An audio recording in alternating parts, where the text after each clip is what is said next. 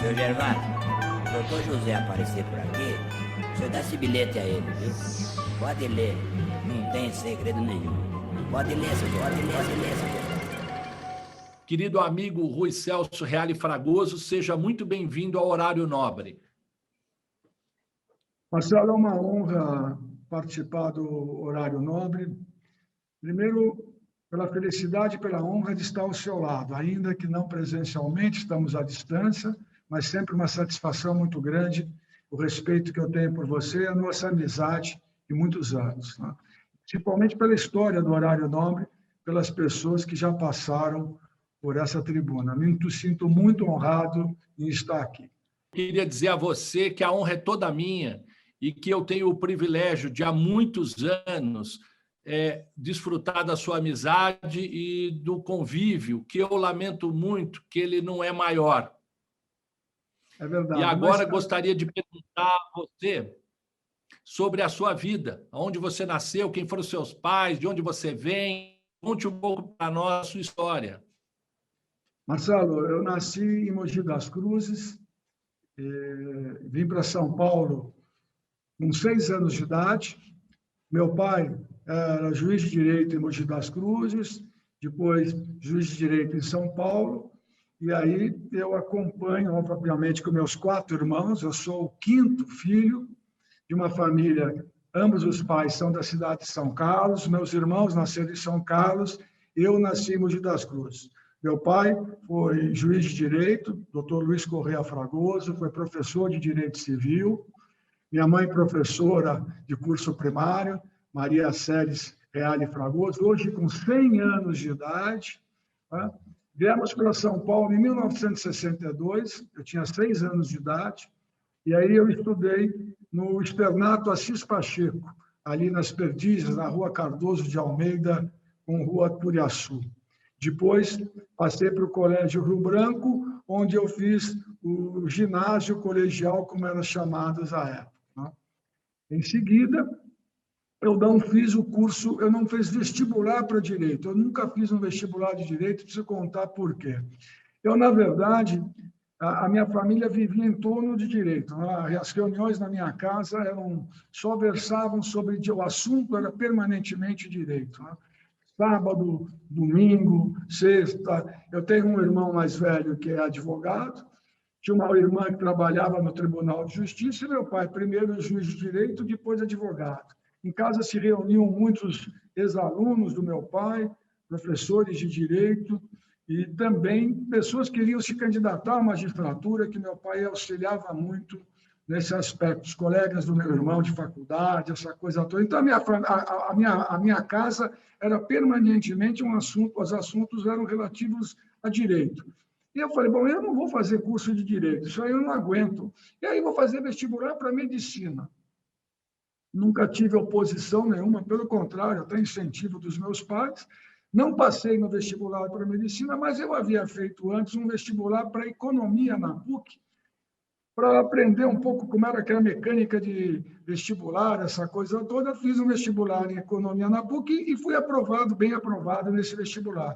Meu pai, então, me aconselhou a trancar a matrícula de economia na PUC, em razão de ser uma universidade muito prestigiosa, e ele percebia que talvez eu estivesse indefinido com relação ao meu futuro profissional. Mas eu acabei indo cursar economia, e aí, então, eu teria que começar a trabalhar. O meu pai falou, olha, enquanto você não encontra um emprego, vai trabalhar no escritório para me auxiliar na parte financeira do escritório. A parte financeira do escritório era conta de mais, de menos, o que tinha para pagar e o que tinha para receber. Quer dizer, não precisava de nenhum economista ou estudante de economia, era uma coisa muito simples. Mas me propiciou o contato com as petições, os processos. Naquele tempo, os processos eram físicos. Você recebia lá o processo, ficava lendo o processo fisicamente. Isso me interessou muito e, com 3 meses de estágio lá no escritório de advocacia do meu pai, eu resolvi optar por fazer direito. A PUC de São Paulo tinha um primeiro ano básico, onde você poderia, então, no segundo ano, optar por um outro curso. E foi o que eu fiz. eu reoptei para o curso de Direito, levando 2 dependências chamadas específicas da área de Direito. E aí começou a minha convivência efetivamente com o direito num escritório de um nível alto na parte intelectual, mas não de muitas causas. Era o meu pai, o professor Valdírio Bugarelli também estava lá, o meu irmão já estava de saída para uma outra atividade junto a uma construtora, tinham lá outros 2 auxiliares do meu pai, 2 advogados, uma secretária e um estagiário. Era essa a estrutura inicial do escritório de advocacia, Marcelo. Mas a convivência com meu pai foi fundamental em todos os sentidos, né?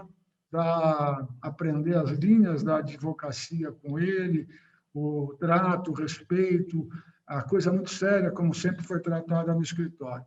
Mas meu pai foi acometido de uma doença quando eu estava no 4º ano da faculdade, e no 5º ano, quando se iniciava o meu 5º ano, em fevereiro de 1980, meu pai faleceu. Mas eu resolvi continuar no escritório, agora com uma nova condição. A minha mulher hoje, sou casado há 36 anos, ela já era formada 1 ano antes do que eu, no Largo de São Francisco. Então, ela e o meu sogro, já falecido, que era procurador do município, me auxiliaram. Falaram, continua aí, veja o que você pode fazer, nós vamos fazendo juntos, vamos ajudando. O meu irmão também me indicava alguns casos, o meu cunhado, casos pequenos. Eu fazia uma reunião de condomínio sábado, né? Vestia terno, gravata, ia lá fazer uma reunião do conjunto habitacional, fazia área trabalhista, o que aparecesse eu estava fazendo. E aí tem uma história muito curiosa, que eu lembro muito, e quando durante a minha vida acadêmica, quando eu passei a dar aula, eu sempre contava essa história. Eu, na faculdade, tinha uma atividade muito intensa lá na atlética, futebolística, um ótimo relacionamento com os professores.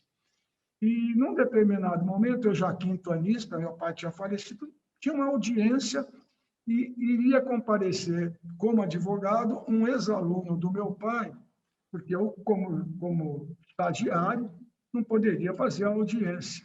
Então, um ex-aluno do meu pai, que meu pai sempre o ajudou na vida profissional, falou, não, eu compareço lá, vou fazer audiência com você, uma causa que é uma ação indenizatória, acho que é bom fazer um acordo, eu vou lá com você. Tá bom, marcamos lá 2 horas no Fórum João Mendes, e 2 horas ele não chegou. E aí o juiz, apregoado as partes, chamado, vamos entrar. Eu entrei, o juiz eu já sabia, era um professor meu da faculdade. Eu sentei lá, e a outra parte, um advogado, né? E o juiz percebeu que faltava alguém ali, porque eu era estagiário, e eu estava nervoso, eu olhava, daí o juiz fez de tudo para atrasar a audiência. Aí eu vou até ali, eu vou verificar isso, atender um telefone, isso, aquilo. Ele percebeu a minha agonia, mas depois de 15 minutos, o advogado que ficou de comparecer não chegava, né? Situação péssima, né?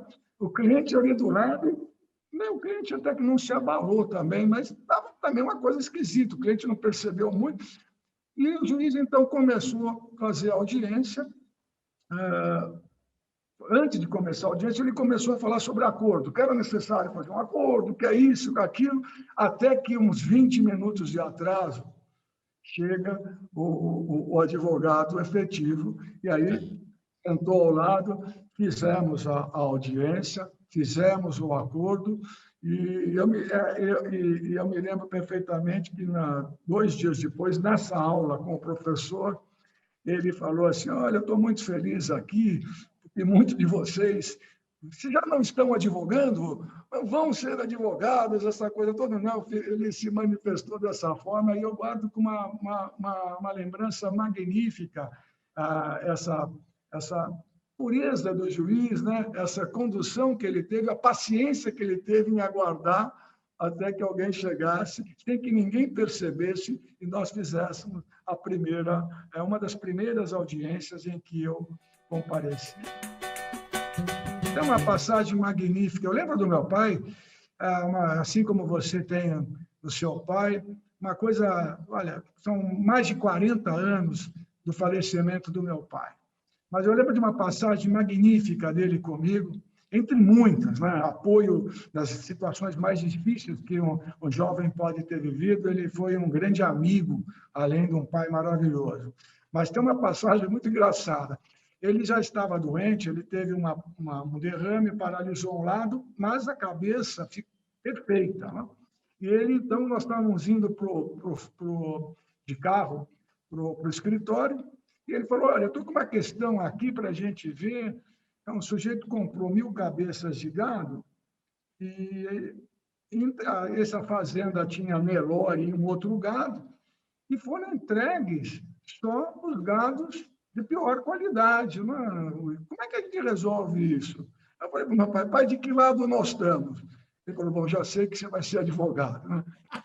Eu me lembro bem dessa história, me marcou muito, porque era uma pergunta que a resposta seria a seguinte, juridicamente, olha, 500 de um lado, 500 Nelore e 500 do outro. Eu, primeira pergunta, perguntei de que lado que nós estamos nesse caso. Né? Então, ele falou, olha, você vai ser advogado. Muito boa, muito boa. Mas eu queria lhe perguntar, você, então, passa com a querida Flávia a fazer as audiências, tocar o escritório após o falecimento do seu pai, não é? Com essa experiência que você relatou de um aluno dele que lhe ajudou naquele momento, lhe causando um desespero grande, mas aí você se forma e aí você tem uma passagem na tua formatura que a gente gostaria muito de conhecer. Tem duas passagens históricas. Uma anterior, que foi a invasão da PUC em 77, comandada pelo então secretário da Segurança, Coronel Erasmo Dias. Né? Eu era estudante no período matutino, mas estava naquela oportunidade à noite lá na faculdade. Não fui um dos alunos que alguns alunos foram detidos naquela oportunidade, todos colocados dentro de um saguão, uma coisa absurda. Nós não vamos desafiar a autoridade, ela tem que ser respeitada. Ato público está proibido, não admitimos passeata nem comício. Está todo mundo preso. E hoje vão ser enquadrados na Lei de Segurança Nacional. Quantas pessoas foram presas? Não sei quantas. Quantas estiverem aqui? Onde é que nós estamos? Antecedentes. Da PUC e comando da PUC. Estão presos. Todos que não têm antecedentes e não são da PUC estão presos. Serão recolhidos ao batalhão Tobias de Aguiar. Eu acabei, eu não lembro por quê, mas eu não fui levado para esse saguão, nem nada disso. Mas no dia seguinte, o então reitor ia receber Dom Paulo de Evaristo Arnes, em sinal de solidariedade à PUC por aquilo que tinha ocorrido. E me destacaram como sendo o aluno a recepcionar Dom Paulo. Né? E, evidentemente, ele falava assim, olha, meu filho, ou qualquer expressão assim, como foi ontem à noite, aquela violência, mas eu não tinha participado efetivamente, eu estava lá, mas não fui um dos detidos. E foi uma coisa muito curiosa, que nós fizemos uma visita, a presença de Dom Paulo naquele momento, 1977, isso daí, um momento marcante na história, não só da reeducação do país, na história da recuperação da plenitude do Estado Democrático, que só viria a ocorrer em 1985, parcialmente, para depois ser restaurada com as eleições de 89, mas aquilo foi um marco muito grande para os estudantes, para a sociedade brasileira, a violência contra os estudantes que estavam reunidos lá. Enfim, efetivamente, não era nenhuma atividade subversiva, era uma atividade política contrária à situação. Como todos nós vivíamos na PUC, com muitas críticas àquele sistema que nós enfrentávamos, principalmente quem fazia direito. Né? E a outra situação curiosa é que, essa foi muito tempo depois, eu, como orador da turma, concorri com duas outras pessoas, uma conhecidíssima professora de processo civil, muito conhecida, e uma outra advogada muito competente. E o curioso é que eu fui o vencedor escolhido para ser orador da turma, e naquela época era uma coisa muito honrosa, uma coisa, ainda é, mas naquela época você ser o orador da turma era uma coisa, um grande acontecimento familiar. E meu pai não pôde assistir isso. Mas o mais curioso é que meu pai também concorreu como orador da turma, e ele não foi o orador da turma. Concorreram com meu pai o Jânio Quadros e um advogado muito competente. E a filha desse advogado é que concorreu comigo também nesse período. Então, é uma forma, eu me lembro de uma forma de eu falar para o meu pai, olha, agora empatamos o jogo nessa história de ser o orador da turma, e ele contava sempre que ele não foi orador da turma, mas o Jânio Quadros foi o terceiro colocado, que ele havia sido o segundo colocado, e não o Jânio Quadros com toda a oratória desenvolvida já naquela época e posteriormente. Dois fatos que me marcaram muito, além da minha atividade, Marcelo, muito intensa na atlética, nos Jogos da 33, os Jogos entre o Centro Acadêmico 11 de agosto com 22 de agosto, brigas incríveis que tínhamos nos jogos de futebol e grandes amizades que eu tenho com aqueles com quem eu brigava. Eu me lembro de dois nomes que são pessoas que são um advogado e um procurador de justiça. Todos os jogos nós brigávamos e acabavam os jogos, era como se nada existisse, mas as brigas eram feias. E hoje são dois grandes amigos meus, Luiz Antônio Barreto e Tiago Sintra Zarif. Meus aniversários no futebol da 33 e meus amigos na vida até hoje, e, embora eles lá da São Francisco e eu da PUC. São coisas que nós não esquecemos, né? Que o tempo passa, mas nós não esquecemos. E então você se forma, né, com essa peculiaridade interessantíssima, realmente empatou o jogo. E aí você inicia a carreira profissional, já com a carteira da OAB, a honrosa carteira da OAB, você então inicia. Você contou para nós que durante esse período, com seu pai e posteriormente sem ele, mais dono do escritório, você era mais generalista, que era muito comum naquela nossa época, né? Fazia de tudo, você contou, fazia trabalhista, fazia condomínio, assembleia em condomínio. Quando você se forma, você se especializa e fica na área que você está hoje, como é que é esse crescimento profissional? Para a gente poder entrar em algumas questões que muita gente tem muita curiosidade. Marcelo, eu, depois que eu me formei, como você disse, eu atuava em o que aparecesse, eu estava fazendo, né? Não tinha como escolher causa nem área.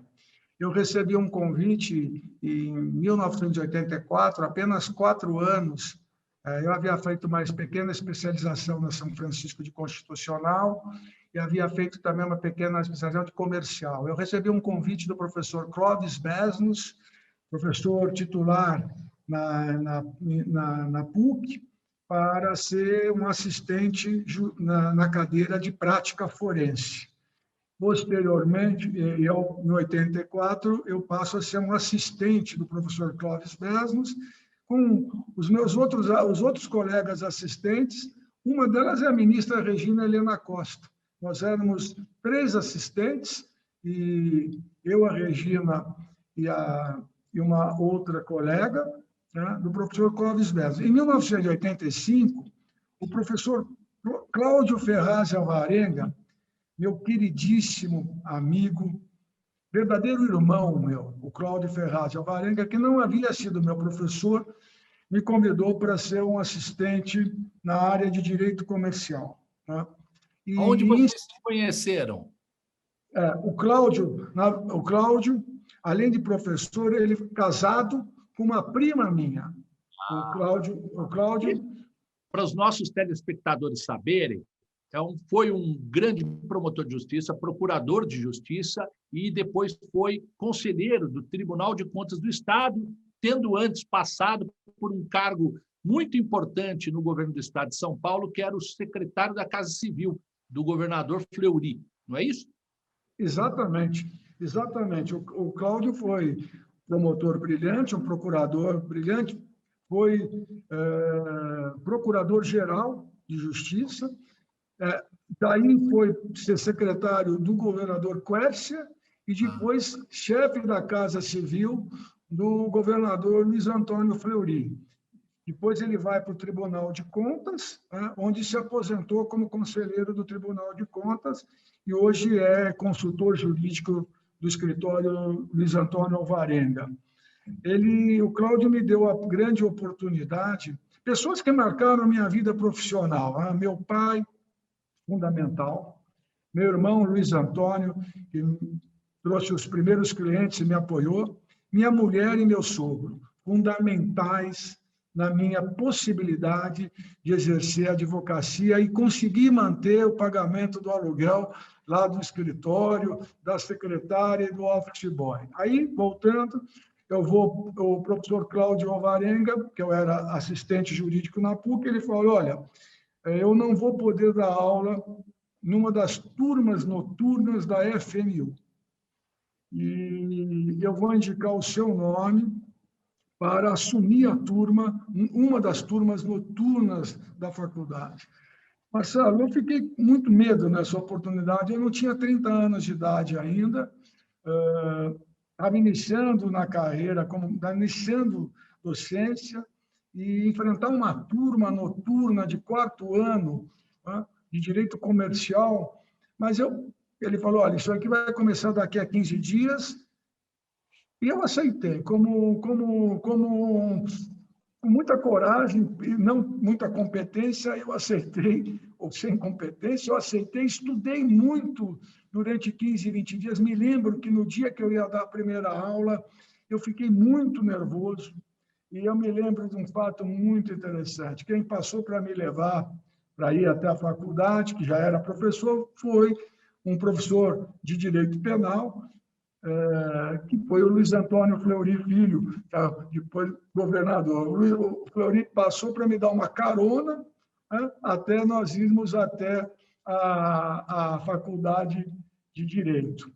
E lá, no curso noturno da faculdade de Direito, eu iniciei. Quando eu entrei na sala de aula, Marcelo, eu vou dizer para dizer uma coisa para você, eu acho que eu era o mais novo na sala de aula, porque o curso noturno é feito por quem trabalha de manhã, normalmente, muitos funcionários do Tribunal de Justiça, pessoas que às vezes estão fazendo um segundo curso, estão se aprimorando, e eu enfrentei essa jornada. Eu era de manhã, ficava com o Cláudio Alvarenga, e à noite, na segunda-feira, era o dia que eu ia dar aula na FMU. E por uma circunstância maravilhosa que a vida nos reserva, eu fui o paraninfo dessa primeira turma que eu dei aula. Isso me deixou também profundamente feliz, que é um reconhecimento dos alunos.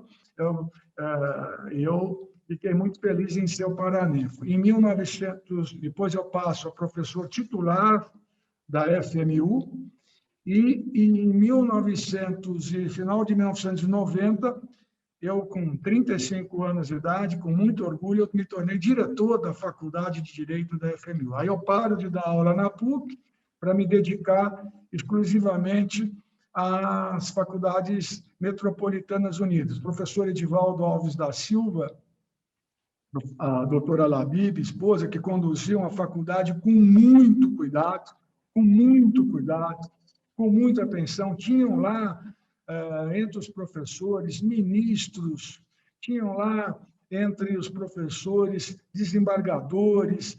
Era uma faculdade que me propiciou um contato excepcional. Imagine, Marcelo, 35 anos, advogado há menos que 10 anos, há 10 anos, né? Pouco mais que isso, eu me tornava lá diretor da faculdade. E isso me propiciou um relacionamento muito grande, um convívio com pessoas intelectualmente excepcionais. Tive muito apoio do professor Edivaldo Alves da Silva, muito apoio. Eu era muito jovem, muito apoio. E eu fiz algumas modificações na faculdade, diminuí o número de alunos por sala de aula. Eu sempre tive muito ligado a essa parte do ensino jurídico, gostava muito disso. Né? Então, eu queria te interromper. Me deram a oportunidade. Para aproveitar essa oportunidade sua, com essa experiência enorme, tão novo, para lhe perguntar como é que você está vendo hoje, nessa pandemia, a educação dos alunos de direito e dos outros cursos através do online, através da internet. Será que nós vamos ter uma geração prejudicada?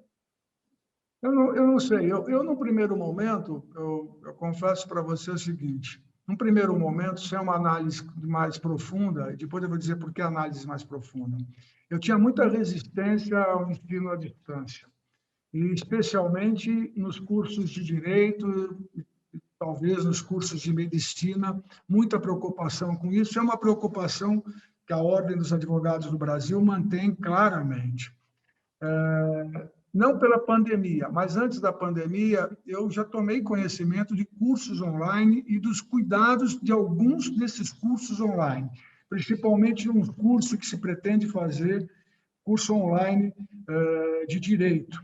E aí percebi que, mesmo à distância, o curso pode ter grande valia e ser realizado de forma adequada se tivermos requisitos que serão preenchidos e determinados. Por exemplo, a prova, evidentemente, não vai poder ser feita telepresencial. A prova vai ter que ser feita num determinado local, fisicamente. Tá? Isso é uma coisa que precisa ser esclarecida. Agora, as aulas, eu acho que as aulas, hoje em dia, nós estamos nos acostumando. Eu tenho feito diariamente não, mas semanalmente, sustentação oral e audiências. Tá?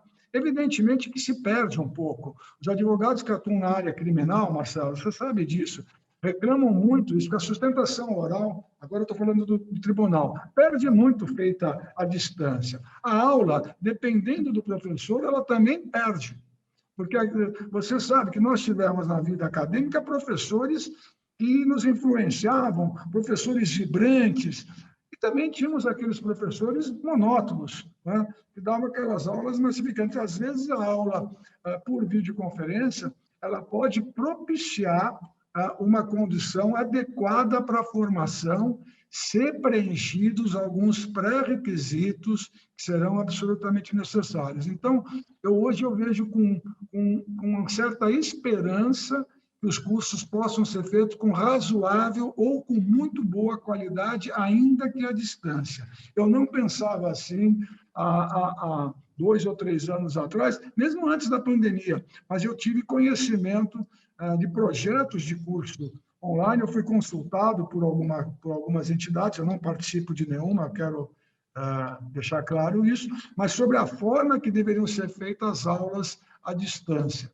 E a gente viu aqui na pandemia que alguns cursos se desenvolveram de forma razoável, mesmo à distância. Então, hoje eu já não crio uma barreira intransponível para os cursos online. O que me preocupa, Marcelo, é a proliferação dos cursos de direito no Brasil. Quando eu exerci também, eu fui presidente da Comissão de Ensino Jurídico da OAB.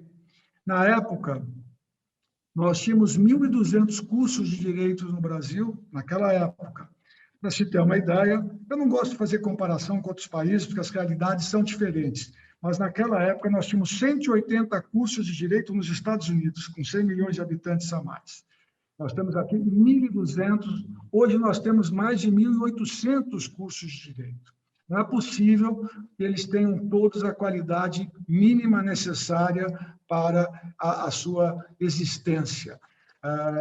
Houve um momento que houve um incentivo ao curso superior, ainda que desprovido da qualidade do curso superior. A educação no Brasil ela foi pontuada para melhor a pessoa cursar uma faculdade, ainda que não tenha utilidade. Eu penso o contrário. Você imagina alguém que faz um curso de direito, são muitas pessoas, pagam valores significativos para depois não terem aproveitamento, não passam, o índice de reprovação no exame de ordem quase chega a 90%. Né? É uma coisa para se pensar, e ainda há alguns que pensam em abolir o exame da ordem. Você imagina que absurdo seria.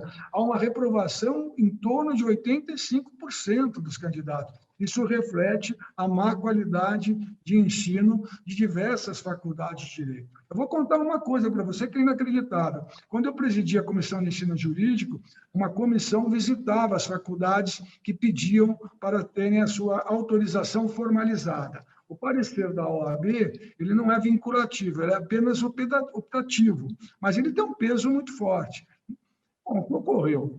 Numa determinada cidade do interior, os professores que foram fazer a vistoria na faculdade me disseram, olha, estou impressionado com a biblioteca da faculdade. É uma faculdade, uma biblioteca excepcional. Olha que bom esse item, então nós vamos dizer que é um item excelente dentre todos aqueles. Passados alguns dias, eu visitando uma cidade vizinha, conversando com os advogados, falei, olha, vocês têm aí do lado uma biblioteca espetacular na faculdade da cidade vizinha. Não, como espetacular? Não tem nada lá, a biblioteca lá é fraquíssima. Mas não é possível, acabou de... Não tem biblioteca nenhuma lá. O que ocorria? À véspera da visitação da comissão da OAB, chegava-se um caminhão biblioteca ambulante, montava-se a biblioteca, fazia-se a vistoria e ia embora a biblioteca. A que ponto chegamos? Isso em São Paulo. Quando eu contei isso no Conselho Federal, ninguém acreditou. Não, falei, não, é a realidade em São Paulo. Né?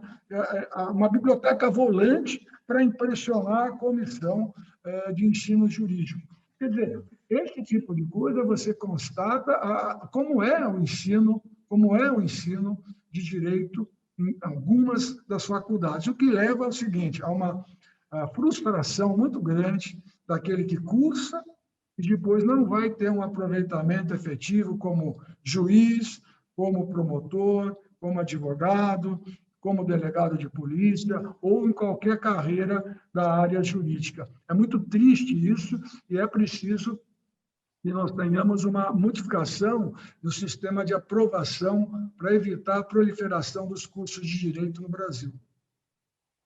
Então, essa parte que nós agora entramos é uma parte importantíssima para a gente deixar registrado, porque fica sempre a esperança de que a gente consiga resolver aquilo que há muitos anos a gente vem tentando resolver, que é a diminuição dos números das universidades de direito no Brasil e a melhoria profunda da sua qualidade. Eu quero dizer com isso que hoje, quero contar aos nossos telespectadores que eu recebi essa informação de que durante a pandemia agora, 33 mil colegas em São Paulo requereram na CAASP, Caixa de Assistência aos Advogados de São Paulo, uma ajuda financeira para poder comer. Então... É muito triste isso. Né? É muito triste. Essa proliferação das universidades de direito tem a ver com isso também. Tem muito a ver, não? Tem diretamente, Marcelo, é exatamente isso que você falou.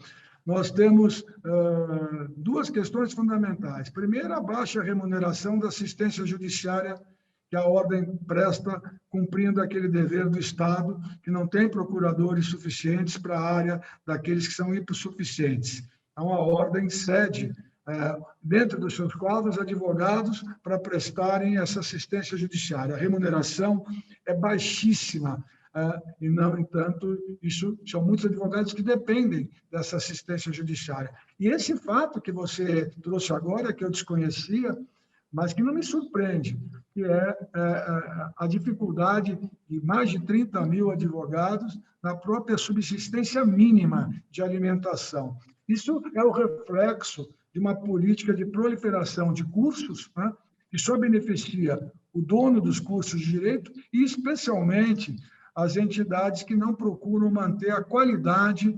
Eu não sou contra a criação de faculdades de direito, desde que elas tenham os requisitos necessários, corpo docente adequado, instalações adequadas e, principalmente, formação dos seus alunos de maneira adequada e digna, para que eles possam enfrentar amanhã a vida profissional como advogado ou como juízes, ou como promotores. Perfeito. E eu queria aproveitar esse tema para perguntar sobre a sua experiência como candidato à presidência da OAB, que você foi por 2 vezes, não é? E emendar nessa pergunta se você acha que estamos num momento de proximidade de termos uma advogada, uma colega, pela primeira vez presidente da OAB, e também sobre o voto online. Eu acho que são 2 coisas. A minha experiência foi magnífica. Mesmo eu não tendo vencido, ela foi magnífica em todos os sentidos. Primeiro, porque eu passei a conhecer uma realidade da advocacia do interior do estado de São Paulo. Tá? Uma realidade diferente daquela que eu convivia na cidade de São Paulo, respeitando muitíssimo os brilhantes advogados do interior que não têm oportunidade de se projetarem para a vida profissional, mas com grande capacidade profissional. Tá? Então, isso foi muito valioso. Eu tenho grandes amigos. Marcelo, hoje, se você falar assim, olha, Rui, eu preciso de um advogado em Dracena, eu preciso fazer uma ação que seja em Ribeirão Preto, uma ação que seja em Caçapava, eu tenho lá um amigo, um advogado que a gente possa... Isso foi fundamental. É bom saber. A mudança do relacionamento, o número de amigos que ficaram firmados nessa campanha. A campanha em si é uma campanha maiúscula, é uma campanha caríssima, né? É uma campanha que você tem que se dedicar quase que integralmente durante 7, 8, 9 meses. Eu visitei mais de 200 cidades. Né? Era de manhã, viajava toda quinta-feira para fazer na hora do almoço, depois na sala de advogado à tarde, e à noite comer uma pizza com os advogados em 3 cidades diferentes. E ainda não visitei todas as subseções. Né? Então, isso foi uma experiência magnífica, mesmo não tendo vencido. A gente tira das derrotas lições que podem ser mais importantes do que as vitórias, e principalmente para a consciência do exercício da advocacia. Então, foi uma experiência valiosa, muito importante para a minha consciência e para a minha conscientização da advocacia como um todo. Né? Nós vivemos, Marcelo, às vezes, longe de uma realidade da advocacia real, que é essa advocacia que você relatou agora, dos 33 que precisam de auxílio, dos 60 ou 70 mil que estão na assistência judiciária, prestam um serviço excepcional e uma remuneração não adequada paga pelo Estado. Tudo isso daí foi muito importante eu sentir de perto e conviver com esses advogados que se tornaram, muitos deles, grandes amigos até hoje. Com relação à candidatura feminina, eu vejo com muito bons olhos. Eu acho que não é pelo fato de ser feminina, é pelo fato da qualidade da advogada que se apresenta como postulante. Eu acho que é mais importante do que o gênero a qualidade, seja ela homem, ou seja ela mulher, ou seja ele homem, a qualidade de quem se propõe a ser candidato. Vejo com muito bons olhos isso. Conversei com a candidata, acho muito difícil a caminhada, porque nós estamos num ano em que, por exemplo, esse ano eu não poderia fazer viagem para o interior, para 3 cidades, você não encontra ninguém, nós estamos todos mantendo o distanciamento social. Então, os contatos com os advogados é muito difícil. Eu lhe fiz uma pergunta genérica, você já adentrou dizendo que tem uma candidata à presidência da OAB. Eu recebi a visita do Leonardo Chica, expondo a sua plataforma, e recebi também a visita da Dora Cavalcante. Fiquei muito impressionado com esses candidatos, o nível intelectual dos candidatos, e a Dora, por ser uma candidata feminina. Eu acho que ela tem todos os requisitos, mas ela, evidentemente, antecipando, eu expliquei para ela das dificuldades do processo eleitoral. É um processo muito duro. Tá? E como é que você está vendo hoje o nosso presidente da OAB São Paulo? Ele teve essa característica que exatamente que você contou da sua derrota, né? Ele perdeu na capital, mas ele ganhou no interior, como o seu adversário à época, e se elegeu presidente da OAB São Paulo. Como é que você está vendo a gestão do atual presidente da OAB São Paulo, Caio?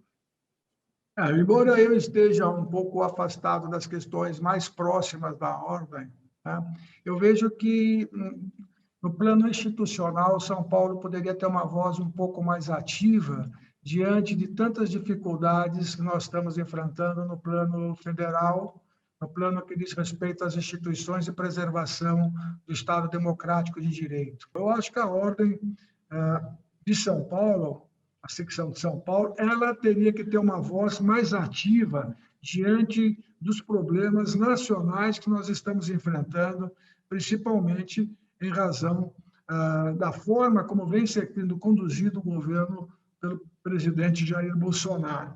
Então, acho que falta isso. Enquanto a OAB Federal tem no Felipe Santa Cruz uma voz permanente de combate, de colocações, ainda que às vezes ele ainda sofre pela pecha de ser uma pessoa ligada à oposição, embora as manifestações dele tenham sido todas elas institucionais no campo da advocacia. Eu acho, no campo das instituições democráticas, eu acho que a OAB de São Paulo precisaria ter uma voz mais ativa nesse contexto que o Brasil vive hoje. Com relação à parte interna, eu acredito que ela até vai indo bem com relação às relações internas dos advogados, né? Mas o que eu vejo mais é essa falta de voz nos problemas. Você não ouve a Ordem dos Advogados do Brasil de São Paulo participando das grandes questões que o Brasil está enfrentando, né? E esse é o ponto que eu faço de referência ao atual presidente Caio, né? Que me parece ser uma pessoa bastante correta, mas nesse aspecto muito ligado à política do interior, à política dos problemas, que são muitos os problemas que o advogado enfrenta, eu sei disso, tá? Mas, ao mesmo tempo, a ordem não pode deixar de exercer o papel fundamental que ela exerceu no Brasil, especialmente na redemocratização do país.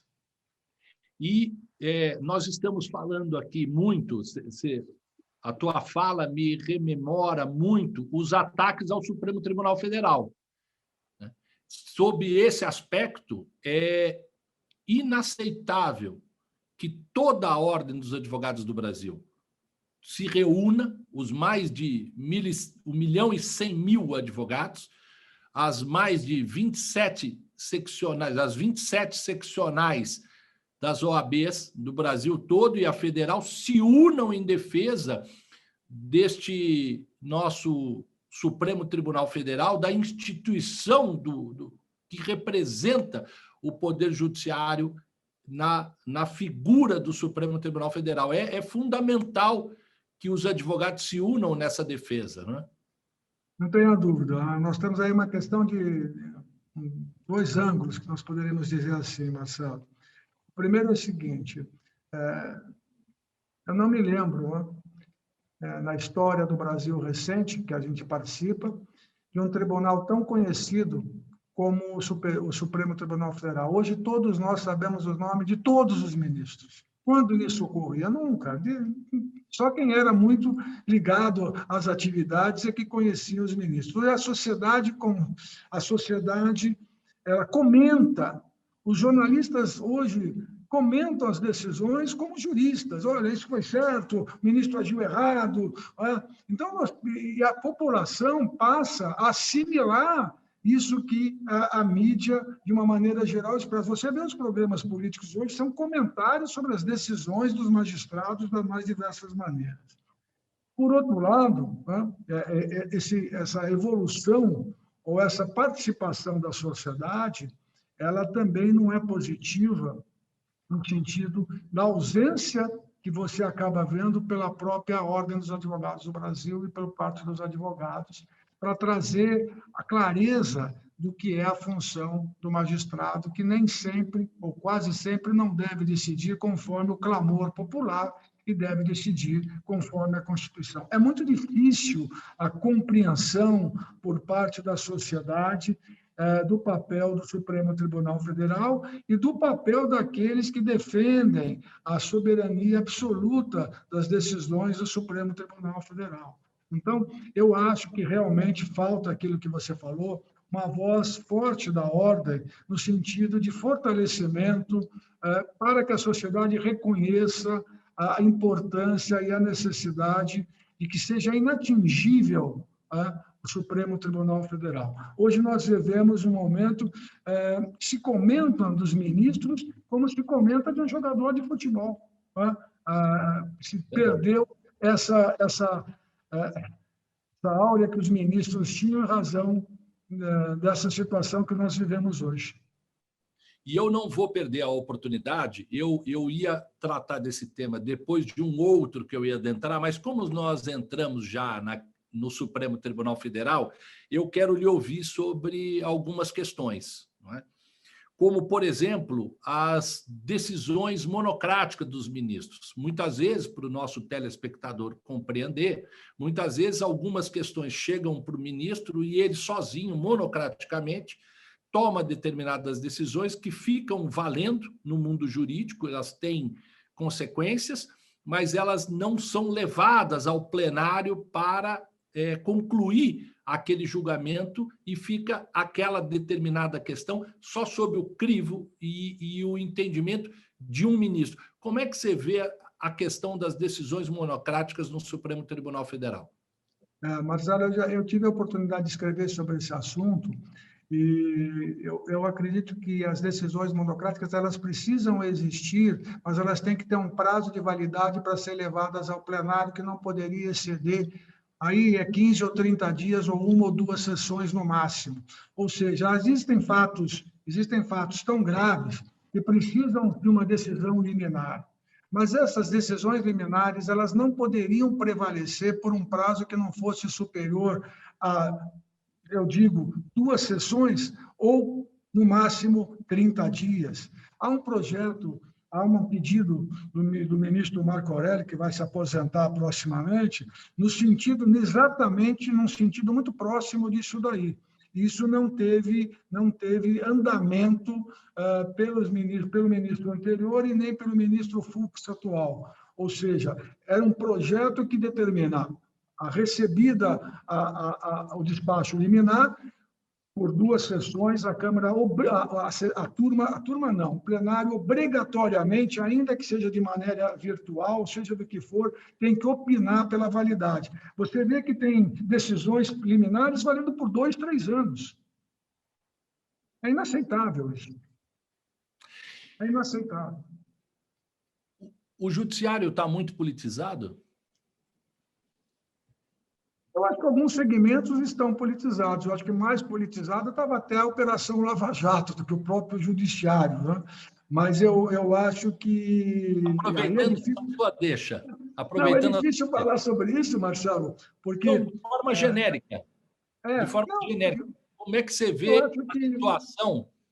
a situação de uma união entre acusador e julgador? Só para complementar a pergunta do politizado.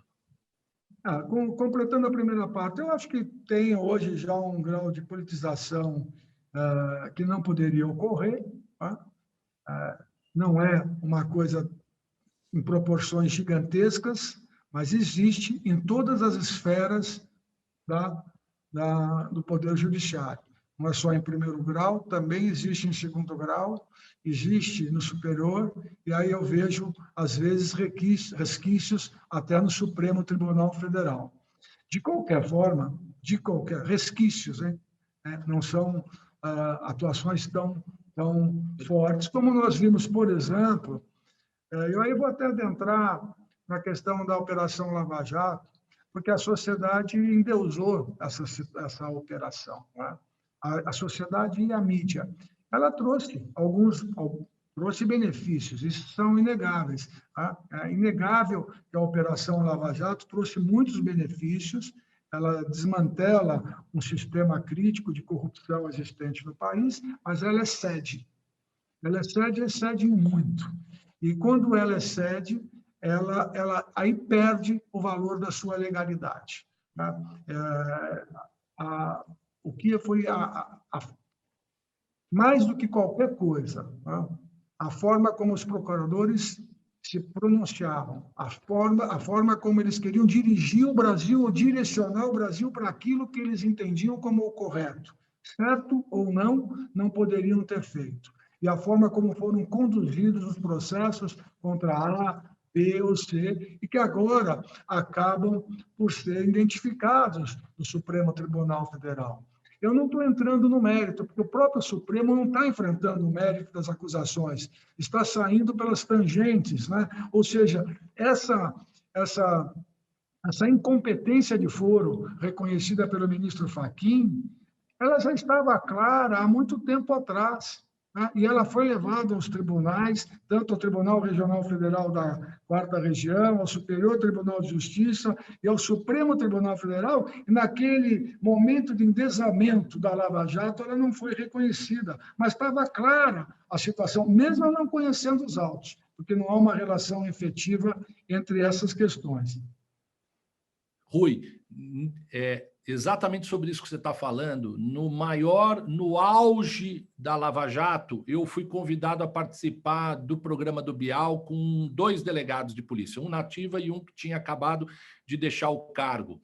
E nós estávamos tratando dos 5 anos da Lava Jato. E eu disse exatamente isso. Eu disse, a Lava Jato poderia ter feito tudo o que ela fez dentro da legalidade. Não teria problema nenhum. Eles exageraram. E esse exagero, ele é inaceitável no Estado Democrático de Direito. Agora, o que eu lhe pergunto é, será que a população enxergará dessa forma como nós estamos falando, essas decisões do Supremo, ou eles acharão outra coisa, para não adjetivar?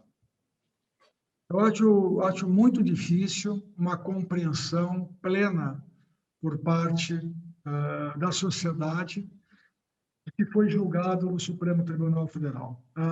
Primeiro, a incompreensão processual, esse emaranhado de incompetência, suspeição, é muito difícil para o leigo. Passa para ele a ideia, não quiseram punir o fulano, essa é a ideia que passa. Até porque o Supremo não enfrentou a questão definitivamente.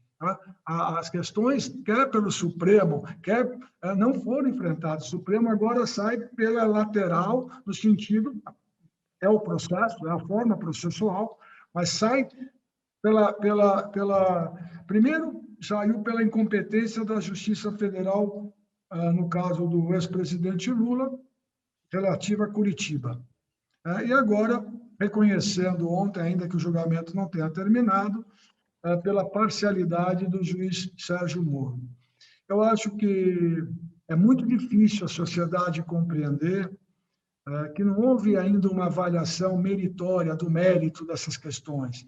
São as variações processuais, em razão de uma condição excessiva e inadequada daquele que não poderia fazê-lo. Esses processos deveriam ser julgados pelos órgãos competentes dentro dos parâmetros de legalidade do Estado Democrático de Direito. Isso não foi feito e compete ao Supremo Tribunal Federal corrigir esse desvio nascido na vara de origem, lá em Curitiba, mantido pelo Tribunal Regional Federal e mantido pelo Superior Tribunal de Justiça. Quando se fala isso, mas então todos estavam errados, só o Supremo que está certo? Processualmente, a questão é essa. O Supremo é a última voz, portanto, está absolutamente correto. Difícil, Marcelo, mesmo para pessoas do nosso relacionamento, advogados, juízes, é muito difícil compreender isso. Passa-se uma outra visão de impunidade, de alguma coisa fora dos autos que ocorreu, impunidade, e a difícil compreensão do que foi decidido. Isso me preocupa muito, pela falta de... Enfim, até a falta dos órgãos de imprensa esclarecerem efetivamente, que as manchetes nunca são de uma forma realista. A manchete é absolvido, culpado, absolvido, preso, levado coercitivamente, nunca a essência da coisa, mas que houve excesso abusivo no processo da Lava Jato, houve. E a gente encontra uma sociedade, uma opinião pública extremamente punitivista, e isso ter levado ao grau máximo que isso aconteça contra aqueles que eles acreditam que fez algo como certo, que tem que acontecer. Qualquer possibilidade daqueles que eles acreditam que seja corrupto e que eles já tenham comprado essa ideia e que já estejam com isso na cabeça, se tem alguma movimentação, seja ela processual, seja ela de não encontrar provas, já acham que teve alguma manobra para facilitar para aquela pessoa porque ela exerceu tal cargo, ou porque ela é importante, ou por outras coisas. E fica muito difícil a gente combater esse punitivismo e esse pensamento na opinião pública. 2 perguntas de bate-pronto com relação ao Supremo para a gente superar, porque a gente tem esse assunto, esse tema, porque a gente tem muita coisa ainda para falar. Você é a favor dos mandatos para ministros do Supremo Tribunal Federal? Primeira. Segunda, o que você acha do presidente da República dizer que o Supremo Tribunal Federal precisa de um ministro terrivelmente evangélico? Respondendo a primeira, não, eu sou favorável ao sistema atual, que é um sistema que o Brasil convive adequadamente e conviveu. O sistema do mandato adotado por outros países, eu não acho adequado para o Brasil. Acredito que o sistema vitalício até os 75 anos de idade é o mais adequado, diferente dos Estados Unidos, que é o vitalício efetivo, né? O nosso tem um limite temporal dos 75 anos.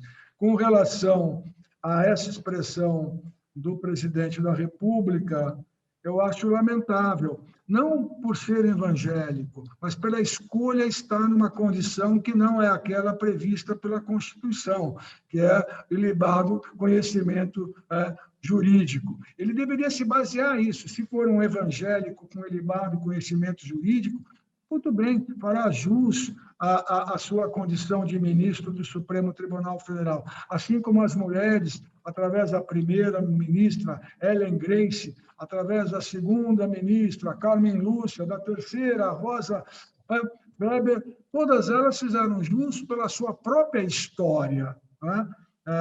Ainda que em minoria no Brasil, mas fizeram jus pela sua própria história. E, de qualquer maneira, acho infeliz essa escolha, acho muito infeliz também, Marcelo, essa disputa por quem é mais evangélico, né? E aí aparecem todas as naturezas, e eu acho que ser evangélico, assim como católico, judeu, budista, cada um tem a opção religiosa e deve crer em seu Deus. Mas a escolha do ministro ela não pode se basear por essa condição de religiosidade ou de crença. Profundamente lamentável a condução do presidente quando exterioriza isso. Quando exterioriza isso. E quando a sociedade começa a ver quem é mais evangélico, quem está mais próximo, ou quando os próprios juízes evangélicos, ou quando os próprios advogados, ou próprios, eles procuram, então, se potencializar como grandes evangélicos para cair aí na característica de terrivelmente evangélico. Até porque evangélico nunca é terrível e também porque o ministro do Supremo Federal, independente de qualquer crença, deve estar lá pela sua reputação ilibada e conhecimento jurídico. Simples assim. Perfeito, perfeito. Agora eu quero entrar num outro tema e, para isso, eu vou trazer à nossa conversa um grande querido amigo em comum que nós temos, que é o José Horácio Raufeld Ribeiro. Ele mandou uma pergunta e nós vamos falar um pouco do Instituto dos Advogados de São Paulo. É verdade? Eu estou no horário nobre? Olá, Marcelo, meu querido amigo. Parabéns pela criatividade de organizar um programa tão importante para o registro da biografia de pessoas que marcam a história. E eu agradeço a oportunidade muito especial de fazer uma pergunta para o homenageado de hoje, meu querido e sempre presidente Rui Celso Reale Fragoso, com quem eu tive a oportunidade de iniciar a minha trajetória no quase Sesc Centenário Instituto dos Advogados de São Paulo, em 1998. Antes da pergunta, uma curiosidade. Poucas pessoas sabem que o IASP jogava o campeonato de futebol organizado pela OAB São Paulo. Além das subseções, o time do IASP, formado por jovens à época, a maioria integrantes da Comissão dos Novos Advogados, disputava a competição. E adivinha quem era o camisa 10 do time? Claro, Rui Celso Reale Fragoso. Rui, minha amizade, minha admiração e minha gratidão eterna. Agora aí vai a minha pergunta. Por que é tão importante integrar e participar do Instituto dos Advogados de São Paulo? Com essa pergunta do nosso querido amigo José Horácio Ralfeld Ribeiro, a palavra está contigo. Bom, primeiro eu vou responder a curiosidade aí que ele colocou. Realmente, nós formamos, na minha gestão como presidente do Instituto dos Advogados de São Paulo, um time de futebol para disputar o campeonato interno da OAB. Era um time convidado, porque só jogam times da subseção, e o time do IASP foi convidado para participar de todo o campeonato. Aí reuniram lá os melhores jogadores dentro do quadro bastante limitado de membros do Instituto do Advogado. E aí foi formada, já tinha essa comissão dos jovens advogados, e eu lembro do José Horácio, que obviamente também jogava nesse time que, além de grandes jogadores, tinham futuros grandes juristas, né? O José Horácio, por exemplo, que na época bastante jovem, integrava a comissão, foi presidente do Instituto dos Advogados de São Paulo, tá? Foi presidente do Conselho, do Colégio dos Presidentes do Instituto, dos Institutos de Advogados. O Zé Horácio é juiz eleitoral na classe jurista. Esse time tinha uma constelação de futuros grandes juristas. Eu lembro do Ivo Weisberg, que também é um outro grande professor jurista, integrava o time. O Candinho Dinamarco era o goleiro desse time. E eu era o camisa 10, mas aí era por uma razão apenas de deferência.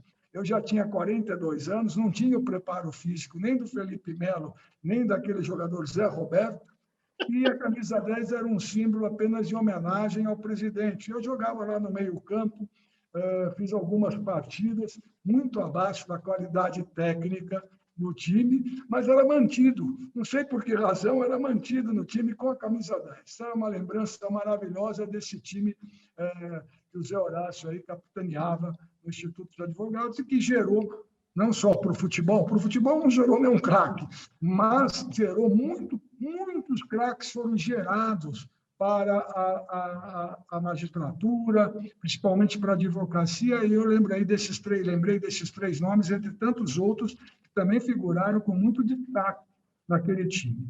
Respondendo à segunda pergunta, o Instituto dos Advogados de São Paulo é uma entidade eminentemente cultural, mas com uma vida muito importante no aperfeiçoamento das instituições jurídicas e na voz da sociedade. Integrar o Instituto dos Advogados é uma honra para qualquer advogado. O Instituto também admite integrantes da magistratura, do Ministério Público, também dos quadros da polícia. Mas para que você ingresse no Instituto, você passa por você não pode fazer a sua inscrição, você tem que ser convidado por 3 integrantes do Instituto dos Advogados de São Paulo, passar por uma avaliação sigilosa e uma votação sigilosa. Por isso, um número bastante restrito. No universo de milhares, de mais de 300 mil advogados, apenas 900, 850 hoje são os integrantes do Instituto dos Advogados de São Paulo. É uma honra integrar o Instituto, porque você participa apenas de questões de interesse para o aperfeiçoamento das instituições jurídicas e de questões de debate de interesse da sociedade. Por ser uma entidade que congrega também integrantes da magistratura, do Ministério Público, ela sempre é muito ponderada, equilibrada e é muito respeitada por todas as entidades e por todas as instituições, Poder Judiciário, Ministério Público, o respeito pelo Instituto dos Advogados de São Paulo, essa entidade antiquíssima, é muito grande em razão dessa diversidade de elementos que a compõem. Portanto, as suas manifestações, ainda que de natureza política, quando feitas, elas são muito equilibradas e portanto, têm um valor muito importante. Para aquele que integra a instituição, há motivo de orgulho. As pessoas mesmo mencionam, membro do Instituto dos Advogados de São Paulo, é uma honraria. E para o Instituto ter esse tipo de membro, são advogados com grande importância, juristas, promotores, integrantes da magistratura, também é muito importante, é a vida do Instituto. O Ives Gandra dá uma definição, que foi presidente do Instituto, dá uma definição muito curiosa. O Instituto é como se fosse uma academia brasileira de letras, é a casa do jurista. Né? É a casa do jurista, é a casa em que nós debatemos as questões mais fundamentais para o aperfeiçoamento das instituições jurídicas. Sensacional. Eu quero aproveitar, te perguntar, quem te levou para o Instituto? É uma história muito bacana essa também. Eu fui levado pelo Instituto, eu era diretor da Faculdade de Direito da FMU na época, e dois, então, professores da faculdade falaram, você precisa participar do Instituto dos Advogados de São Paulo. O saudoso desembargador Francisco de Assis Vasconcelos Pereira, né? E o advogado Marcelo Terra. Marcelo Terra, professor de Direito Civil, desembargador Vasconcelos Pereira, professor de Processo Civil. Ambos me convidaram para fazer uma aula expositiva no Instituto, para o Conselho do Instituto. Eu, como um jovem professor e como recém-diretor da faculdade, fui falar dos projetos que eu tinha para a Faculdade de Direito, o que eu pensava sobre os cursos de Direito. De lá saí com o convite formulado por 3 integrantes, entre eles 2 desses que eu já mencionei, 2 queridos, um já falecido amigo, que é o Francisco de Assis Vasconcelos Pereira. Depois me deu a honra de ser também, trabalhar no nosso escritório, trabalhamos em conjunto por mais de 10 anos, o meu querido amigo Marcelo Terra, eles que me levaram para o Instituto. Aí, pouco tempo depois, ao lado do Carlos Renato de Azevedo Ferreira, eu assumi a Escola Paulista de Advocacia, criada pelo Instituto, e em seguida, vice-presidente, e no ano de 98, presidente do Instituto dos Advogados de São Paulo. Hoje sou conselheiro nato, com muita honra, participo ao lado do Renato, do professor Renato Silveira, que é o atual presidente, do Zé Horácio, que é também um presidente eterno do Instituto dos Advogados de São Paulo, das reuniões, e grande participação eu tenho com muita honra da história e da vida do Instituto dos Advogados de São Paulo. Muito bacana fazer a homenagem ao nosso atual presidente do Instituto, professor da São Francisco, da USP, Renato Silveira, querido e grande amigo. Importante a gente fazer essa homenagem a ele também, aproveitando para dizer para os nossos telespectadores, para aqueles que estão nos assistindo, que o Instituto dos Advogados de São Paulo tem uma função importantíssima junto a processos que dizem respeito a questões fundamentais para o Brasil e para as pessoas. Ele tem funcionado como amicus curiae de vários processos, que é uma modalidade de um terceiro atuando num processo aonde aquela decisão vai repercutir no país todo e vai ter uma importância muito grande na vida das pessoas. O Instituto tem feito uma atuação fundamental nessa qualidade, não é? Exatamente. Aí você projeta o Instituto para uma natureza efetiva de participação ativa na construção daquilo que se entende como melhor para o aperfeiçoamento da jurisdicional. Essa é uma das atividades do Instituto. Ele é muito, como os integrantes são muito preparados, as manifestações do Instituto são muito respeitadas, principalmente nessas questões do amigo da corte que você mencionou, Supremo Tribunal Federal. Eu tenho percebido, já na época que eu era presidente, E eu fiz grandes amigos no Supremo, no Superior Tribunal de Justiça, em razão do exercício da presidência. Pelo respeito, Marcelo, uma coisa muito importante, o respeito que os magistrados têm pelo Instituto dos Advogados de São Paulo. Senti muito isso nas participações em eventos e outras participações de cursos ao lado do Supremo Tribunal Federal. Fiz grandes amigos, ministro Carlos Veloso, meu querido amigo, ministro...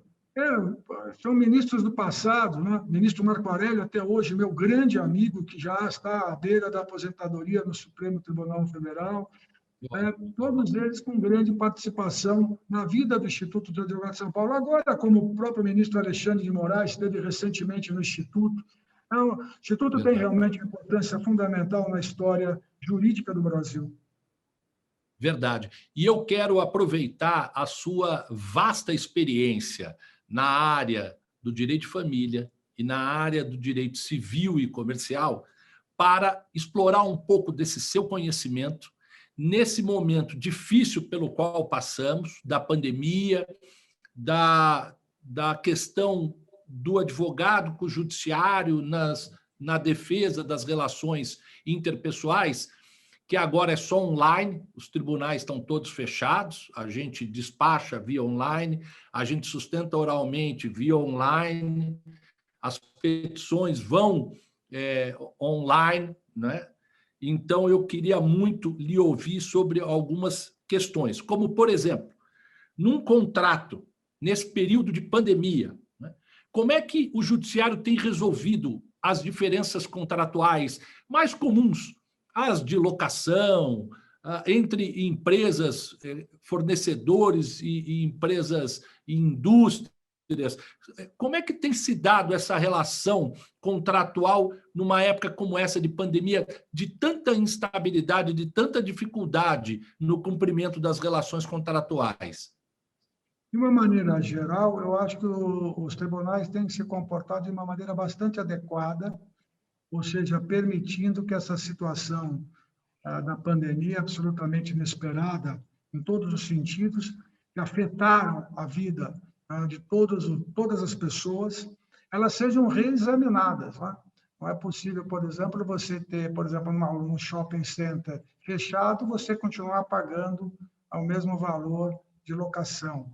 Então, os tribunais têm tido, da mesma forma, os contratos de locação também, caso a caso, verificando o tipo de natureza da locação, verificando, por exemplo, uma agência de turismo, que praticamente está a zero, né? Ela não pode manter o mesmo tipo de valor locatício. É preciso reequilibrar por um período que seja de 6 meses, de 6 mais 6, até essa situação tentar voltar a um mínimo razoável de suportabilidade.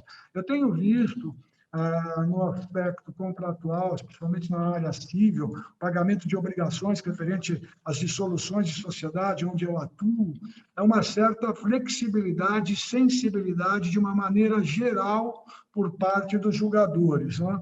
É claro que, às vezes, alguns entendem essa insensibilidade e que os tribunais fazem a correção. É uma coisa momentânea, esses valores devem... prejuízo deve ser dividido, deve ser suportado, ou proporcionalmente, alguns valores devem ser abatidos para que possam sobreviver ainda aqueles que estão numa relação mais frágil dentro desse binômio credor e devedor, seja em locação, seja em outro tipo de obrigação. Então, eu acho que, nesse aspecto, os tribunais têm tido, de uma maneira geral, uma sensibilidade adequada para a aplicação das diferentes relações que cada contrato cerca.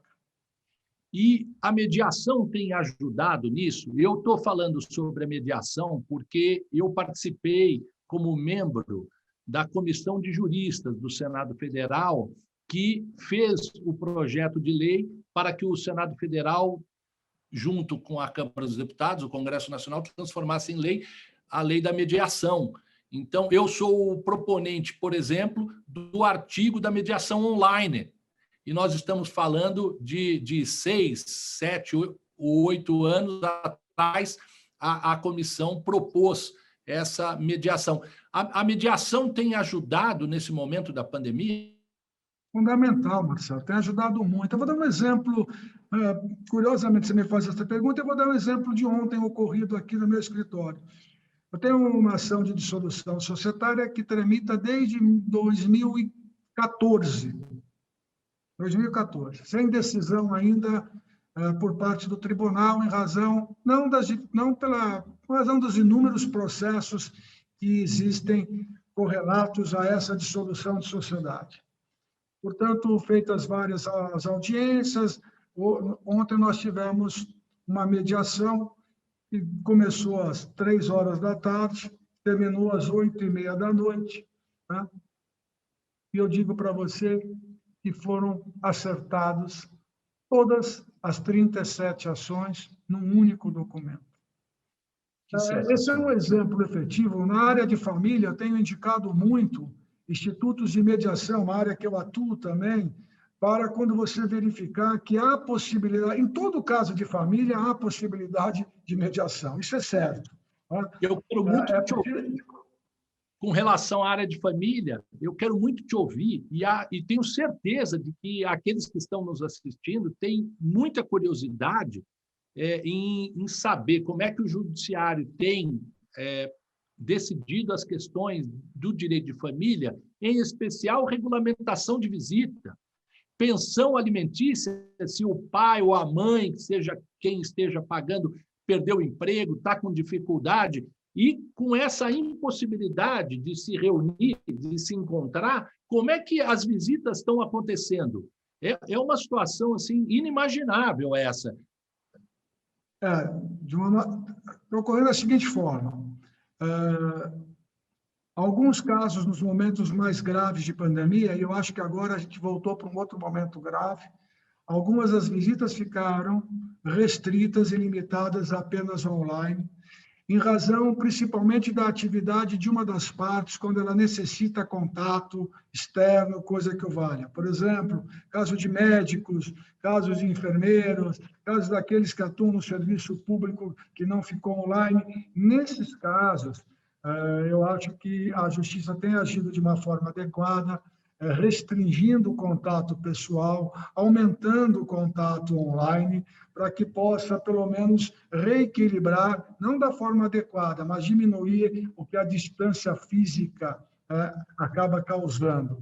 Então, no que diz respeito às visitas, houve realmente uma modificação significativa, às vezes muito mais pela imprudência de uma das partes, aquele que não tem a guarda, geralmente, ou a guarda, o que não tem a permanência efetiva do filho, que leva para visitar isso, leva para visitar o avô, leva para cá, leva para lá, e com isso acaba causando um prejuízo muito grande para essa relação familiar e para a estrutura de saúde que necessita do distanciamento.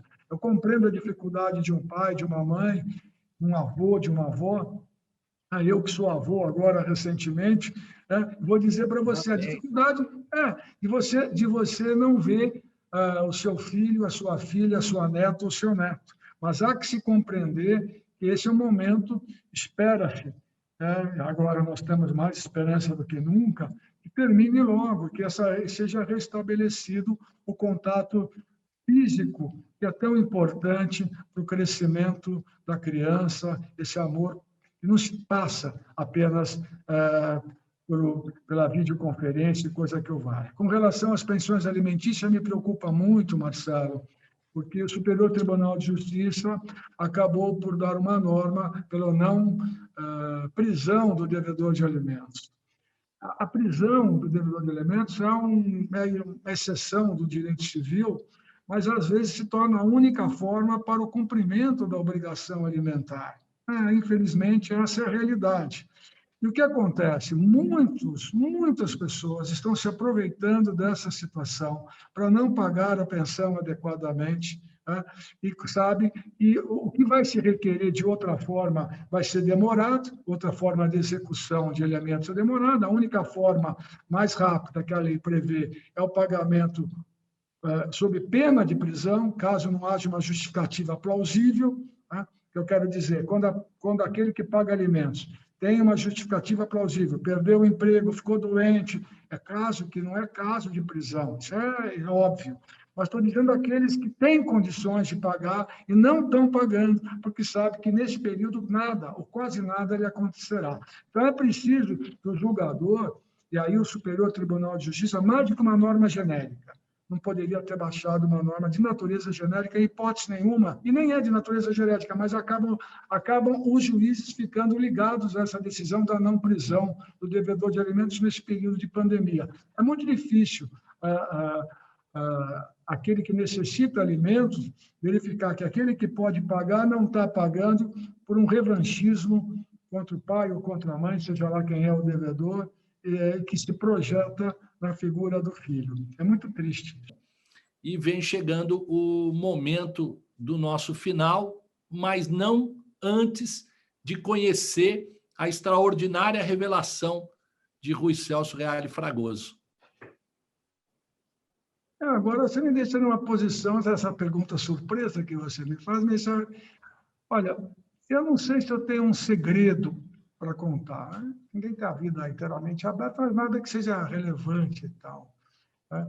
Já foi revelado aqui que eu era o camisa 10 do time do Instituto sem nenhuma condição técnica, né? Meramente por deferência ao cargo que exercia. Né? Mas tem uma coisa que... Outro dia eu pensei nessa pandemia, a gente pensa muito, né, passa a valorizar muito os amigos, as relações, né, aquilo que a gente fez e poderia ter feito, brigas desnecessárias, mágoas, coisas que são absolutamente irrelevantes, né, que a gente vê a vida por um fio. Né, quanta coisa que você deixa de fazer, não fez, quantas mágoas bobas você teve, quando perdão você deixou de fazer, pessoas que você deixou de perdoar. Mas eu me lembrei de uma coisa, Marcelo, eu vou revelar agora, que é uma grande frustração da minha vida. É não ter aprendido a tocar piano.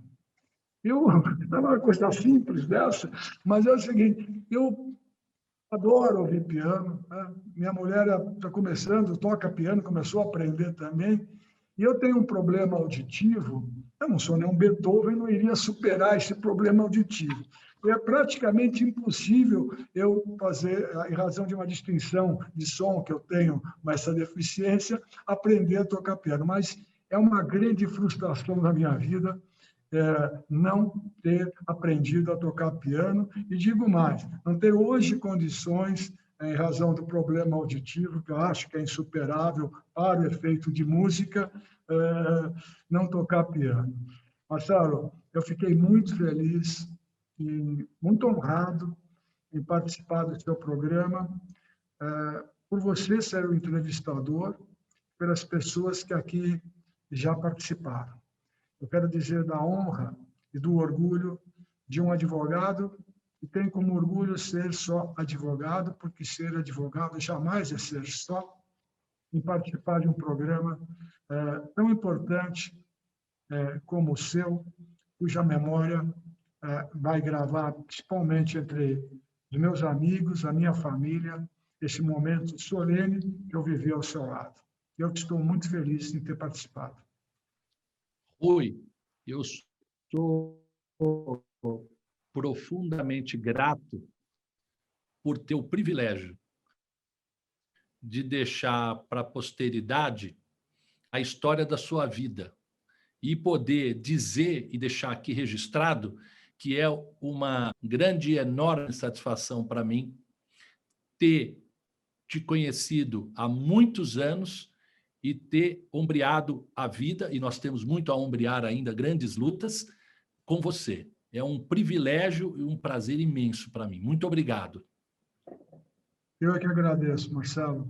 Grande abraço a você, sabendo daquilo que eu falei, de profundo sentimento e respeito que eu tenho por você e a oportunidade que eu tive hoje ao seu lado. Muito obrigado.